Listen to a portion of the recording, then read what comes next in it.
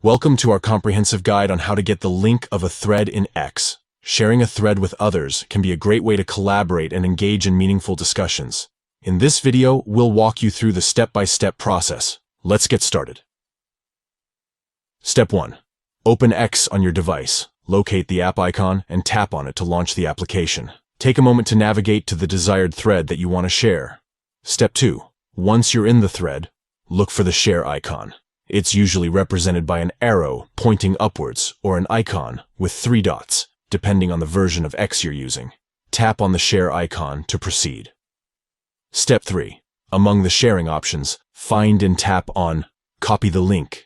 This action will automatically copy the link of the thread to your device's clipboard. Now that you have the link of the thread copied, you can paste it wherever you want to share it. To paste the link, open the desired platform or application where you want to share the thread. It could be a messaging app, email, social media, or any other platform where you can input text. Tap on the text field and hold your finger until the paste option appears. Tap on Paste to insert the link. Congratulations, you have successfully obtained the link of a thread in X and shared it with others.